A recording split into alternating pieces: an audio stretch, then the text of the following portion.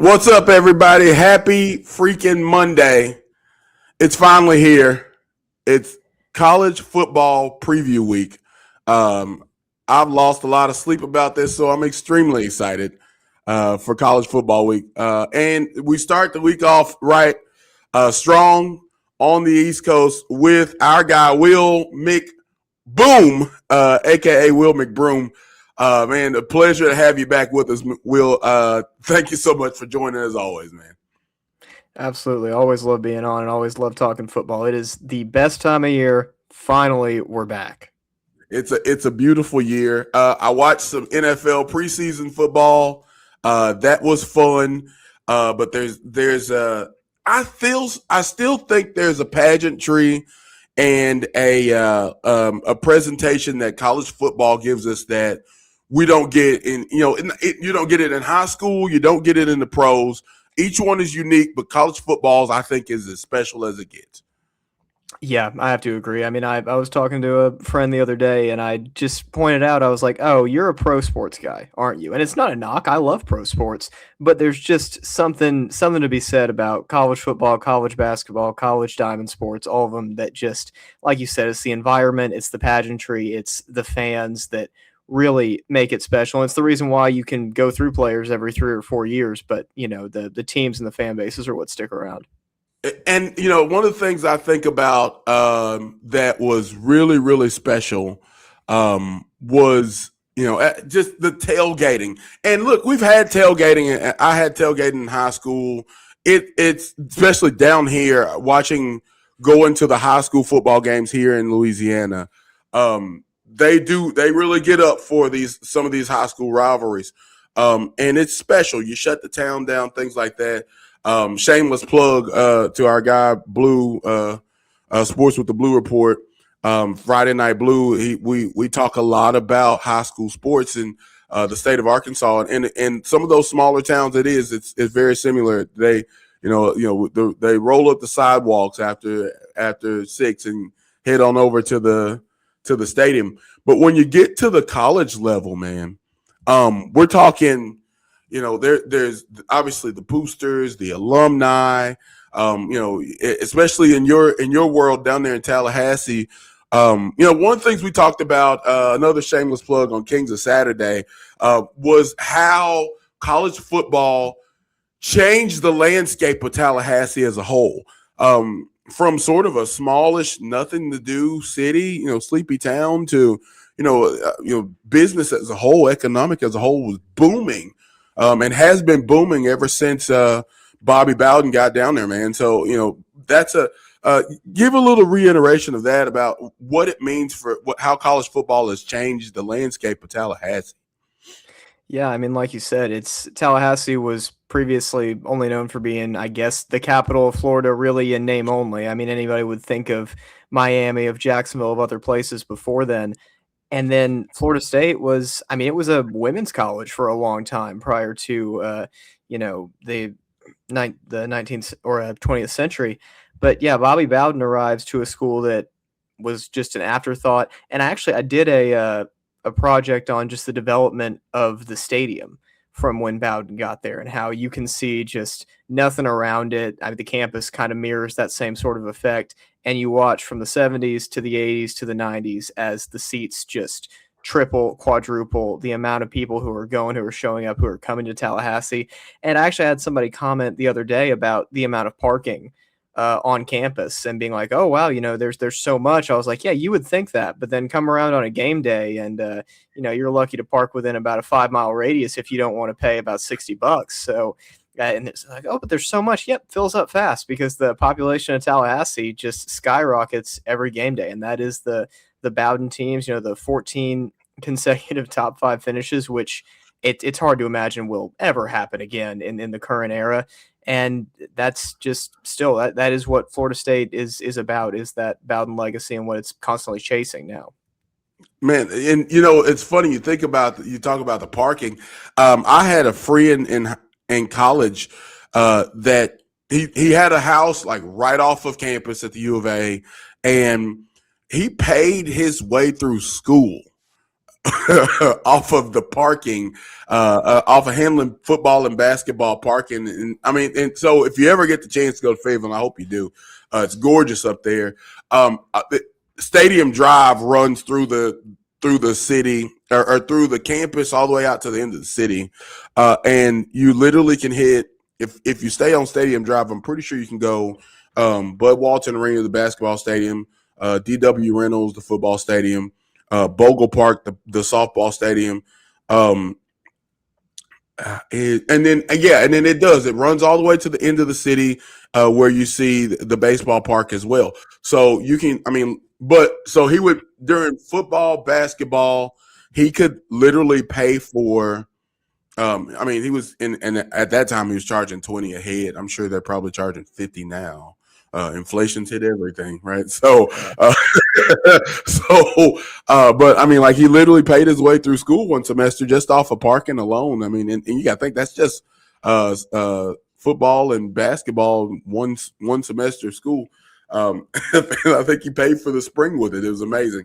But yeah, man, it's the growth of the city, the growth of the area. That's the thing. So look, for those who are joining us, thank y'all so much for joining us. We're very excited for this college football week. It's going to be a blast. Tonight is for Monday. It's Will McBroom, WVFS, Florida State student radio. He leads the Tomahawk Talk. Well, actually, so now, do you lead the Tomahawk Talk, or that's or are you just the producer on that one? So I have hosted the past 2 years. I've stepped into the executive producer role, so still on air, but just helping more manage how the show goes. Gia Chacho has taken over hosting and does a phenomenal job for us because trust me, as someone who has a little bit of ego about the stuff that I do, I wouldn't hand it off if I didn't think somebody was gonna do a great job with it. But yeah, it's a great time. Got a lot of other shows too in conjunction with that at the station. We do a lot of podcasts within that feed too. So a lot of good stuff there. Definitely checked out. There was something I saw as I was kind of scrolling through your Instagram, and then I jumped over to V89 and looked at some of the things they're doing as well. And I think I did catch Gia. And she had an interesting take. It was so interesting. I was like, man, we got to get them to come over and talk about this as well. So definitely shout out to them also. So man, let's get into it. It's week 0 is next week. Starts on Saturday, which by the way, very excited. We'll be live reacting all through. We'll have great shows all through the week. Got some really stellar representation of all of our favorite teams across the country. And we're trying to cover as much of the country in college football as well. And then Saturday's when it starts. Week 0 is upon us, and so we're very excited about that. Getting the opportunity to get back into college football, our holy and righteous religion. Tell me, before we dive into Tallahassee, give me, are there any games on schedule that you feel like, or anything that you're excited to see? Well, maybe we don't even have to go through week 0, just anywhere. Is there a game in particular you're looking forward to? Well, I think starting with week 0, I think that Virginia NC State game actually could be a really good look at when you look at the ACC. That second place slot is kind of open. Neither would be the favorite for that right now, but imagine one of them goes out there, looks dominant. That could be something intriguing. Week 2 has a lot of good games, and I'm pulling up the slate here. You open up at noon. Arizona State's playing Texas A&M. Oklahoma against Michigan. You get Oregon matched up on the road with a new-look Oklahoma State team. Move into 3:30, Arizona BYU, another good Big 12 matchup. Then the 7:30 window, Ohio State at Texas. Back-to-back years they've played now. That's going to be a really good look.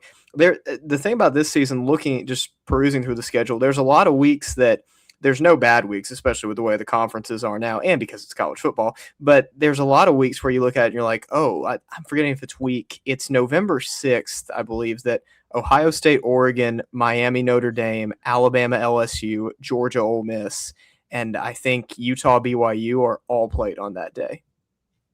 God bless. I mean, Crazy. that's a beautiful bowl season, let alone weeks, whatever, regular weeks. That's terrific. So one of the things I was looking at, jumping back to week 0, North Dakota State has joined the FBS. And I'm interested to see exactly how I believe they're going to surprise some people.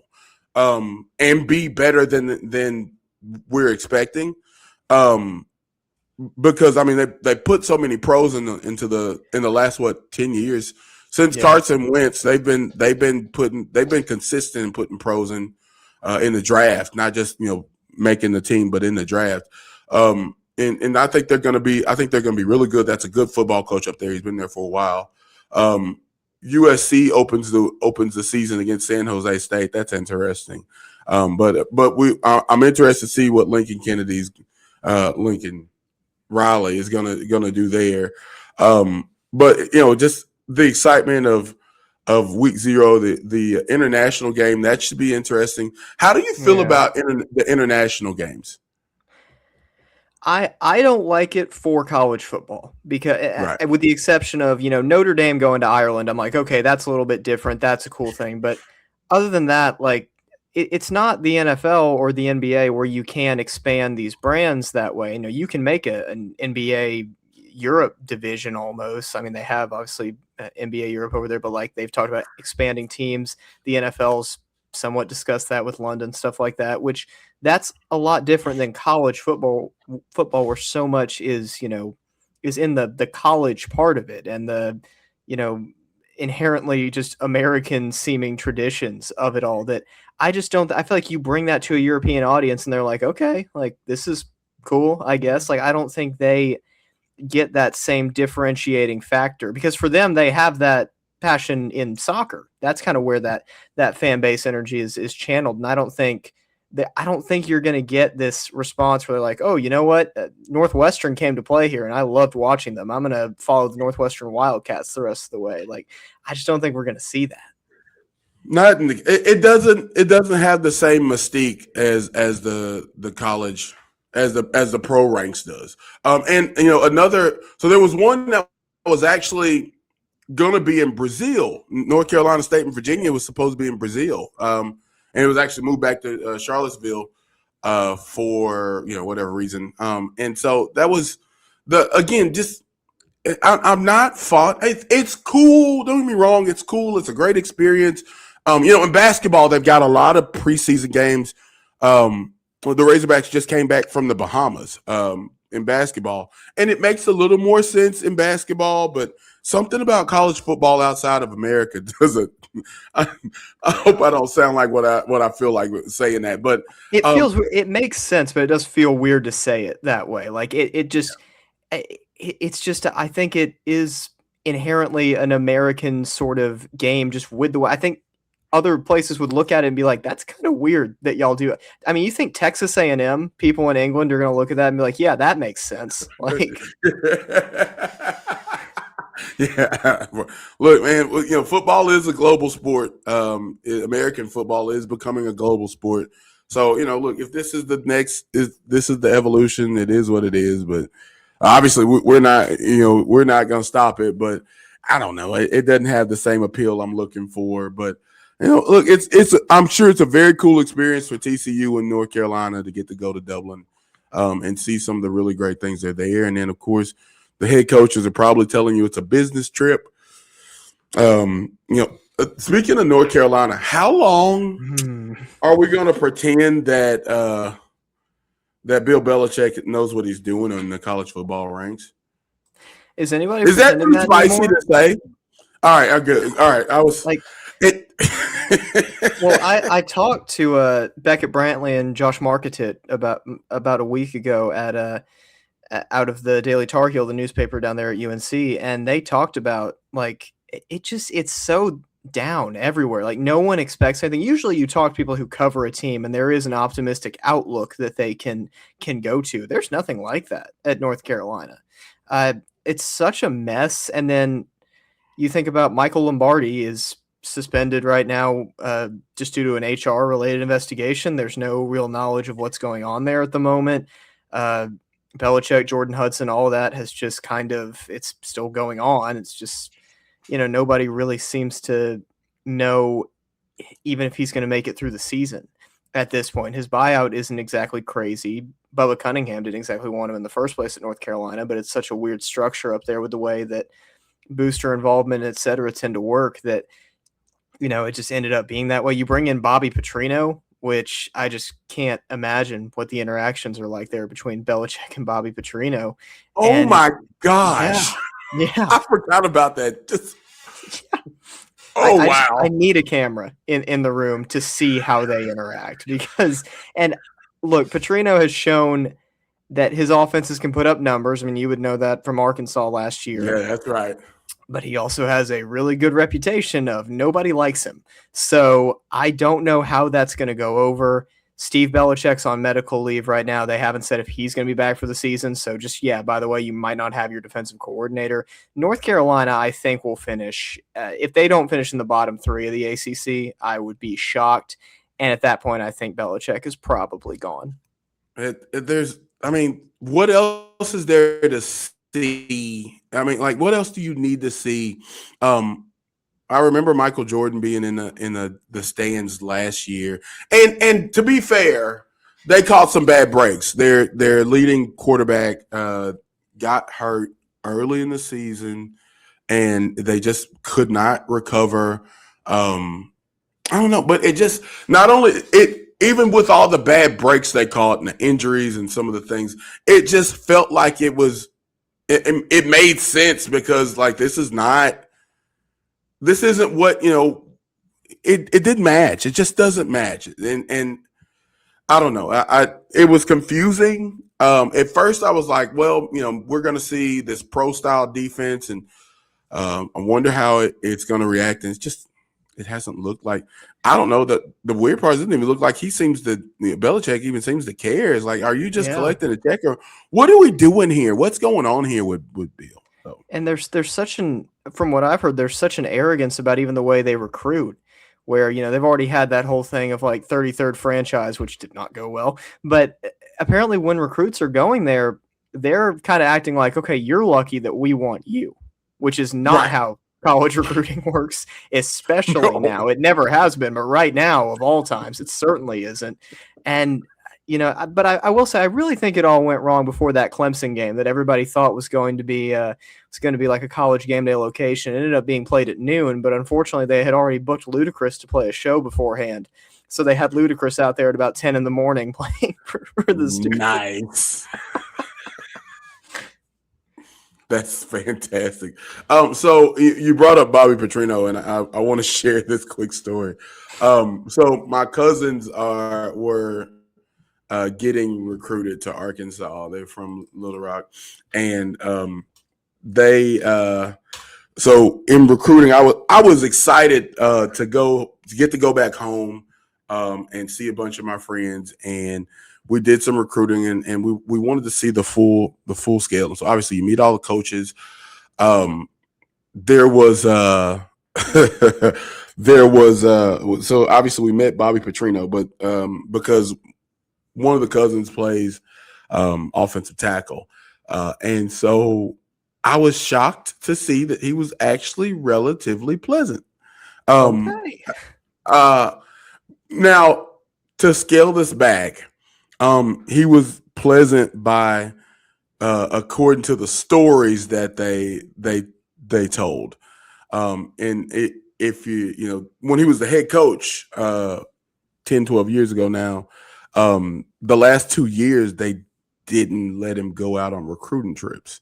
So that kind of tells you what they mean, how they feel. And it was kind of the same thing. You're lucky that we're recruiting you. That sort of arrogance and mindset from what I'm told. This is alleged. He may have been, the greatest recruiter of all time. Who knows? But he was relatively pleasant. We talked for a little bit. We cracked a couple jokes. He laughed at them. It was a fake laugh, which works for me. But that the interesting thing. So as we kind of just walked through the weekend, the offensive side of the locker room and of the building was quiet, reserved, stoic. The defensive side of the building was loud and hype and energetic, and 7 in the morning or 9 in the morning. And by the way, I'm hungover because I'm back home and I'm partying with all my old friends, and this is my stumping ground. We're hanging around there having a good time, and the players, have to wake up and go view everything and pretend to be students and all types of stuff. And so they were going to bed early, midnight, so not too bad. But the amount of energy that the defense had as opposed to the offense, but just kind of seeing how it resonated through his Petrino's coaching staff all the way down to the players, and that just everything was so stoic. So actually, Bobby Petrino might fit in perfectly with Belichick. Now that I think about it, just again, two grumpy old guys that that want what they want the way they want it when they want it. That might be a nice mixture, but again, the defense, if your defensive coordinator is out, that could get troublesome. But it was funny just to see his interaction with Petrino. Yeah. So I'm pulling up this, and it's interesting to me that that ACC ball is going to start so early out of the gate with North Carolina State and Virginia. If I remember correctly, last year Virginia wasn't like the greatest team, but they had some peak wins that really stood out. And if they got really close to, I don't think they were in the conference championship, but they got pretty close. They made it. They lost to Duke there, if I'm not mistaken, right? Okay. All right. So then they did have a much more successful season than we may have expected out of Virginia, and they finished 19th in the final polls. I could see them building off of that success this fall. Have you seen anything that would say otherwise? No, I haven't seen anything that gives me much reason to doubt that at the very least they'll be at that level. I think last year they did benefit a little bit from a down ACC. They won some good close games against Louisville and SMU. I think I talked to Xander Telock, who covers Virginia, does a great job of that. And there is an innate faith around there in Tony Elliott as the head coach and in his ability to bring in guys who fit his system really well, which he did last year. They're having to bring in a lot of new pieces at certain places. Receiver is a big question for them. I don't know if they're – I would actually bet that their passing game is not going to be as good as it was last year, but I like their running back room a lot, so I think they can supplement that somewhat. And their offensive line is fantastic. They bring back 4 starters, which is important also when you have a quarterback like Bo Pribula coming in from Missouri who was hurt quite a bit. So you want to make sure that you can protect him. I doubt they're going to use his legs unless they just absolutely have to. Defensively, they got a guy in Cam Robinson at linebacker who is a top 3 defensive player in the ACC, like just a physically imposing presence there in the middle of the defense. I think he's going to continue to be a major factor for them. They don't have too many question marks on defense in terms of, there's no area that you look at and go, oh, that could be really bad. So I don't see them being anything less than solid on that end. I would expect them to be in the hunt for a conference title game spot for a good portion of the season. I don't think they quite stack up with maybe a Louisville or an SMU or, I was going to say or a Clemson, but I don't know. Clemson's one of those weird teams that I can't really figure out. Yeah, they are, man. It's been a weird ride for our good friend Dabo Swinney since he since the portals have become like really, really, I mean, they've been around for a while now, but They were since the portal. Dabo has been. I think he announced that he wasn't like that into the transfer thing, and it's been all downhill for him since. And I hate to hear that because there's been an affinity for Clemson since they beat Alabama. And so we need more people beating Alabama. Even though Nick Saban is gone and Kalen DeBoer is probably – we still need people beating Alabama. Yeah. We always need people beating Alabama. There's some teams I'm just going to root against all the time. And Alabama, Notre Dame, aside from like our Arkansas rivalries, there's some teams there that I'm not ever going to be for. Notre Dame is on that list. Alabama's Ohio on State that for list. me is on there too.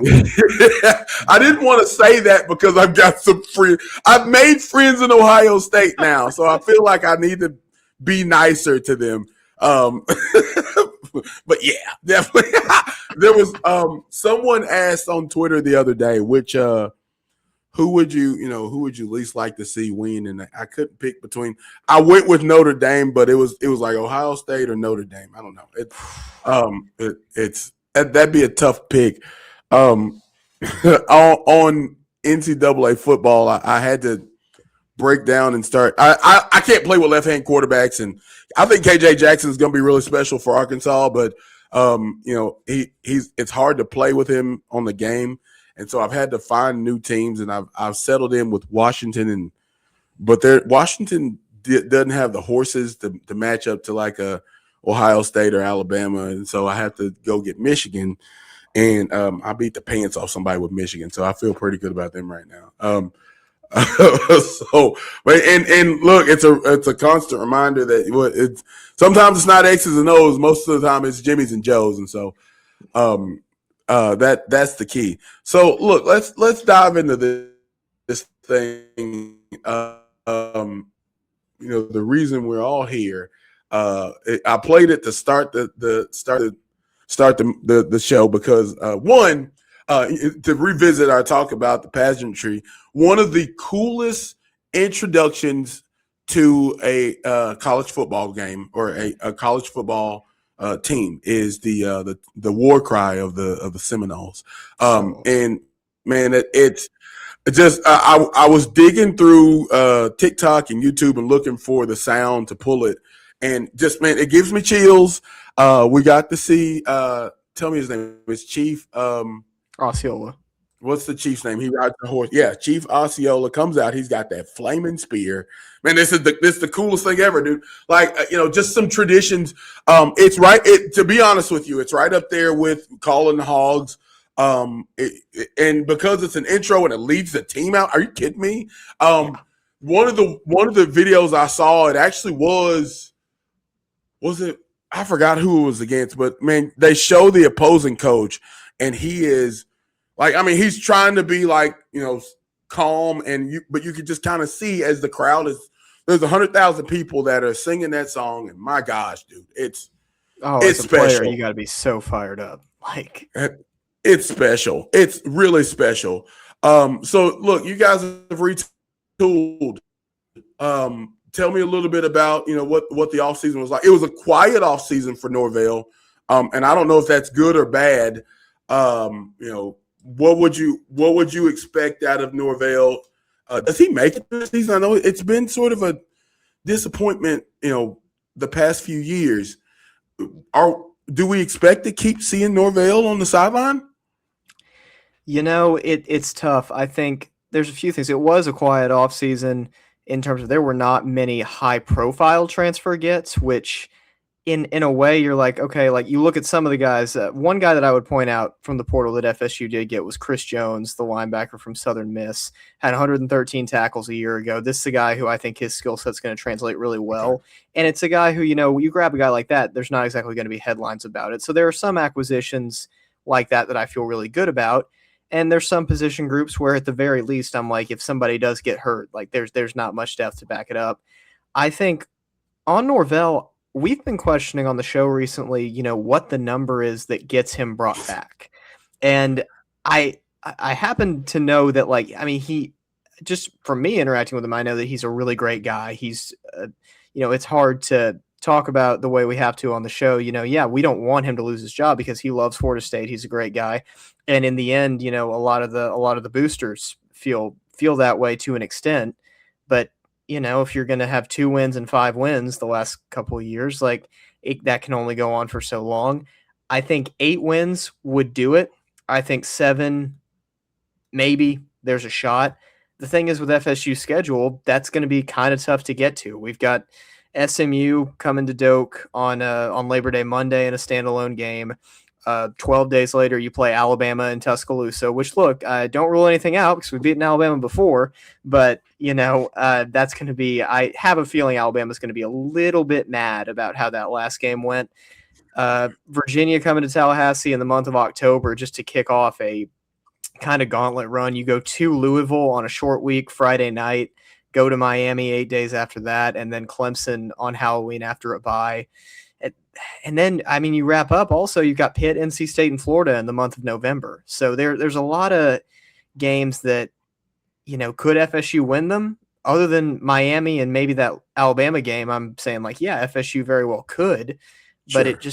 it depends on how a lot of these things pan out. Ashton Daniels at quarterback is a guy who's kind of polarizing among the fan base. I think my take on him has been you have a way higher floor than you did with Tommy Castellanos. Maybe you won't get that Alabama game performance where you're like, oh, this guy is looking great and he's the Heisman in the Heisman conversations for a week, but you also won't get the, oh, wow, he fumbled. Oh, now he threw an interception. Oh, now he fumbled it again.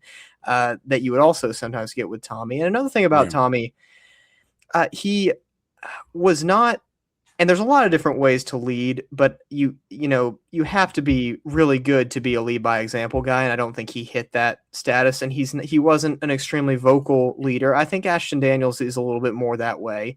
I've gotten a feeling that this team overall just plays together more from what we've heard in practice, and look, that can be the case in practice, and then you lose a couple games and it can fall apart.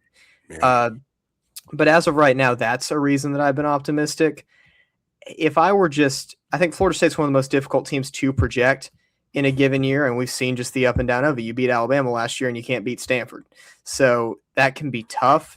If I'm trying to pinpoint it, I'm saying I think they probably should get to that 7-8 win range where you're thinking about Norvell could be coming back. But it's very dependent on those early games against SMU and Virginia, because if you lose both of those, I don't see any shot they even make a bowl game. Yeah, man. So I want to look a little bit at the roster. Deuce Robinson, the excellent wide receiver, it has already been named to the Walter Camp Player of the Year watch list, and that's exciting for me. I again, calling back to the video game. That's why I know some of the names I know. Deuce was very, very helpful in going up and getting some passes that would help me beat a couple people online, and then he did it in real life too, which was also super great. And then he's kind of the star of that show offensively. What's the plan? I believe that I was looking at some transfers as running backs that are supposed to step up. Usman Croma and Texas transfer Trey Wisner are supposed to be the 1-2 punch, if I'm not mistaken, right, for the backfield. Who are the playmakers on offense that you guys expect to step up and lead this year for the Seminoles? Yeah, that running back room's interesting because Croma, I think, has stepped into where he's pretty much for one thing, he's the fan favorite, but I think he's become the RB1 in terms of they are going to do more of a 1-2 punch, but situationally, I think he would be the one. When they brought in Wisner, the idea was that it would be full 1-2, but from all reports in training camp, part of it's injury, but he's not really picked up that as quickly as they wanted to see. I don't want to jump to conclusions on that. It could be, again, there's injury-related stuff. He could show up week 1 and everything's just fine. But I think you've also seen instances in the portal era where you have a guy like Mekhi Hughes who goes to Oregon from Tulane after getting over 1,000 yards and doesn't see the field because it's just not a good fit. So I'm not saying I think it'll be that way, but it's something to watch out for based on early reports. And if that were to happen, Sam Singleton is a name that would get thrown out there as another tailback option who played a good amount last year. What I can say also about the running back room is we've had it confirmed with Gus Malzahn gone. They're not doing the thing they did last year with like 6 different running backs getting 5 touches a game. They're not going to try that out there. Gus, the offense put up really good numbers with Gus that were very misleading at times because personnel wise, it was so confusing what he would do. I mean, a guy would get 13 carries one week and then he'd get 2 the next week and no one could get in rhythm. It was really annoying about that room. So I think with Norvell taking play calling there, that's going to be more effective. And then receiver wise, you mentioned it. Deuce is the number one option. Throw it near him. Anywhere near him, he'll grab it. It's crazy. Just put it up there. He'll find it. His catch radius is like here. It's like Deuce is down there somewhere. Exactly. And then I love that. Wide receiver 2 has also become pretty clear. Mekhi Danzy made a lot of plays last year and was kind of another victim of Gus Malzahn's rotational system where it's like, okay, we're just not going to throw it to him this week, I guess. He has, in fall camp, taken another step from what we've heard. He's going to be a 600, 700, maybe an 800-yard receiver to fill that second option. Third option-wise, I'm not fully sure. Javen Boggs was a guy who we heard a lot of great things about before last year, and then he just didn't play that much. But a highly recruited freshman guy, could he end up stepping into that role? Devin Carter was a really good freshman this class. I don't know if I, based on track record, think they're going to have a freshman receiver out there starting. But, I think it's going to be a lot on Deuce and Danzy. And then tight end room-wise, you bring in Desiree Riles from East Carolina to kind of fill that Randy Pittman type role combined with Landon Thomas, hopefully finally getting some playing time. I mean, he's been a guy who, I say this and he had 3 catches last year, but like all 3 of them were like, wow, that was a great play. Why don't we see this guy more? So I feel like those guys could be more of a factor. And if Wisner does end up panning out, his catchability out of the backfield is going to be important there too. Yeah, he definitely got to spread the field offensively. Defensively, I'm looking here at Tony White, the defensive coordinator, and he's bringing his 3-3-5 alignment, which as an offensive lineman, I hated that dirty 30. I hated it. It just the potential that it brings. You don't know who's coming and where they're coming from because you got the outside linebackers, you got the 3 stack in the middle. There's just a crazy combination. There's so much space that it looks like you've got a chance to run, and then they close the gap so quickly. The 2 big names I've seen here are Mandrell and Daryl. Is it Dacer? The 2 pass rushers. And look, if you can put pressure on the quarterback and affect the run game defensively, we saw what that did for Miami. It can be, that's a good process to try to mimic as much as you can, getting great edge rushers like that. Talk a little bit more about the defense and what you expect to see out of them. Yeah, that defensive line, the starting unit is going to be really good. You mentioned the Desir brothers. Mandrell was a freshman All-American last year. He is just a beast, but wasn't even starting most of the year and was able to make that many plays. He and Daryl, it seemed like we're going to leave for part of the offseason. They end up coming back. I think there's more pressure on Daryl also to kind of raise up to that level, and I think he will. Kevin Wynn, they ended up getting back as well. There were quite a few guys who it sounded like were going to enter the portal at FSU, was able to lure back. So again, quiet offseason, but there were moves like that are pretty important in the moment. Depth-wise, some people that I've talked to are high on the depth at Florida State. I'm not as much on the defensive side. I think health is going to be really important there because beyond those starting caliber guys, Rylan Kennedy, the transfer from Texas A&M, is thought of as probably going to be one of the edge rusher factors there. But beyond the starters, you're looking at guys in Deontay McCray, Diamante Diggs, who both transferred last year from Coastal and from Western Kentucky. Shout out the Hilltoppers. I think that they're fine. They're serviceable players, but there's not much of a rotation that you can have there at that point. Linebacking core-wise, I mentioned Chris Jones already. I think that's going to be probably the biggest difference in this defense, is having a linebacker who can be, just a leader in the middle and more dominant, because the linebackers at FSU have been, it's been sad. And I look at guys who were rotational last year, like a Blake Nicholson, like an Omar Graham, who I'm like, if you tell me they're our second best linebacker, I feel okay about it. If they're our number one, they're our middle linebacker, I'm like, nope, it's not going to work. So I feel like that room is in a lot better place. And while there's not proven depth, there's a lot of potential there. And Randy Shannon isn't coaching linebackers, so that helps. And then moving to the back end, Jabril Rawls is a guy who very well could be an All-American at cornerback this year. Ashlyn Barker is a guy who stepped up at safety last year and has really been the vocal leader of this defense through fall camp. So I would expect a big year from him too. They did just have Carson Hobbs, the transfer from Notre Dame, go down with an injury. I don't know if Hobbs was really going to start or not, but again, another depth piece that you're like, okay, well, maybe that doesn't matter the first few games. What about game number 8? Are you going to wish that you had a backup there? So again, the starting lineup, I feel pretty good about. In that secondary, it's just, if anybody gets hurt on this defense, I really am concerned about how that could get, what the drop off could be there. Gotcha. Well, now I did see some freshman names that look like they might be good. We're talking with Will McBroom. All right. Sorry, Miss Miranda. It's McBroom now. Will McBroom, the excellent director of student radio for Florida State, and a lot of the awesome things going on there, man. We're definitely gonna make sure you get some shameless plugs on that. Talking with Will McBroom here. So Will, look, man, I saw some names that kind of stood out to me.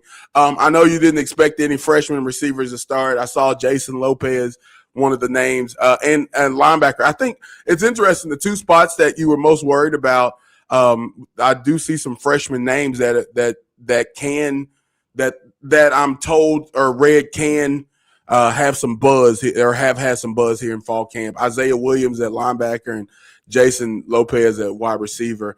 Have you heard any freshmen that are getting any good return here from camp? Yeah, Lopez is a guy who has gotten a lot of buzz, and again, I like to wait and see it, because it's been, but also, I mean, they've had more proven options at receiver too, so maybe it's kind of, you force their hand.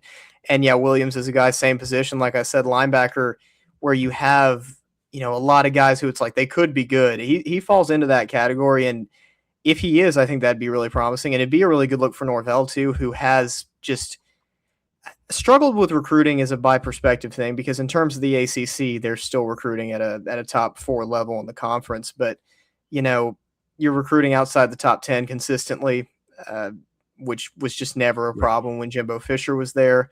So you want to see some of these freshmen able to step up right away and prove that, hey, we are able to be more of a developmental team as well, because there's so much portal activity, which just at Florida State, ideally you shouldn't be using the portal that much. It should be more to, the way that a team like Georgia or a team like Ohio State does, where it's like, okay, we want these kind of luxury pieces, or like, hey, we don't have a second corner. Like sometimes there is just a position like we have to fill this. Let's go get a guy. But FSU, there's just so many areas of need. And I think recruiting and showing that you can develop these guys quickly would be pretty key, and maybe moving away from this constant amount of turnover there. But yeah, I mean, answering the original question, I think Jason Lopez is a guy who certainly, if he's starting week 1, I would say it would surprise me slightly, but if he's starting down the stretch of the season, I don't think it would shock me. Right. And you hit the nail on the head there. It kind of brings me back to the thing with Florida State that there was a mystique that we need.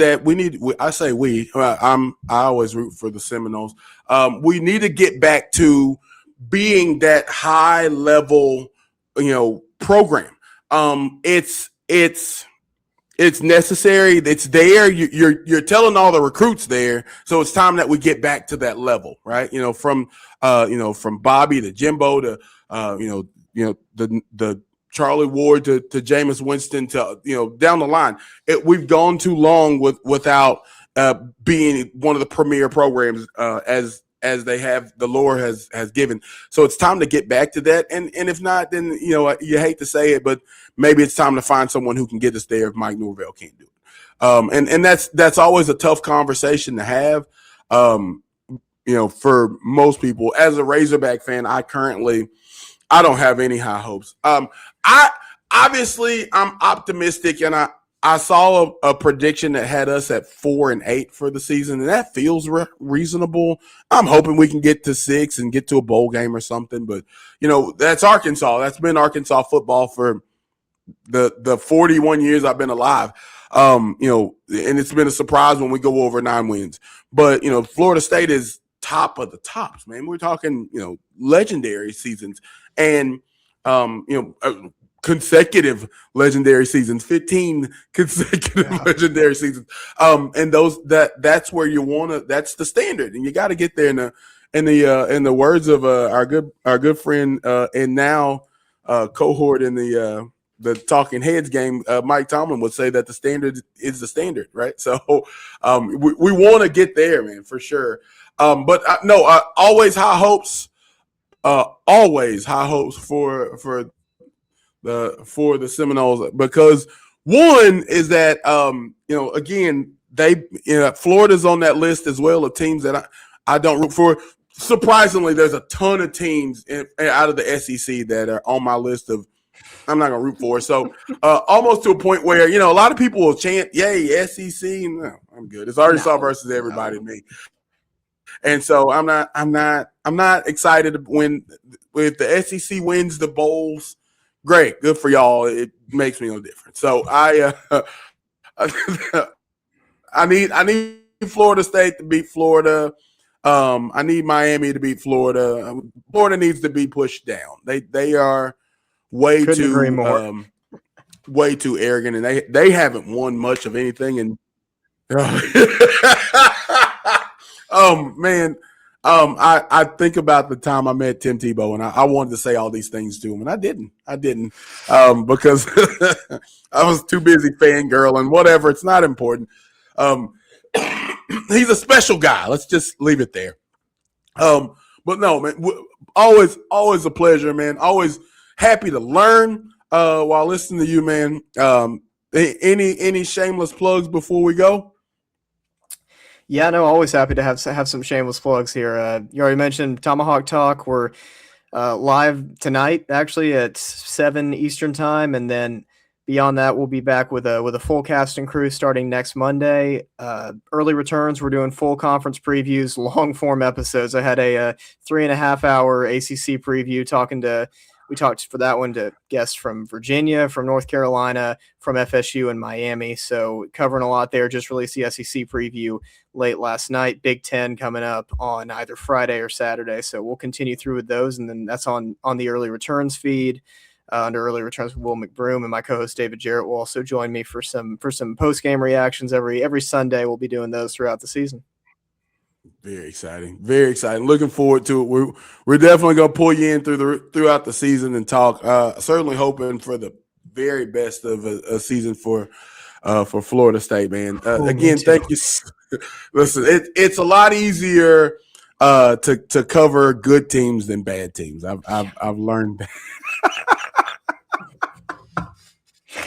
Tell me, I've been here for an undefeated team and a 2-10 team. One was a lot easier.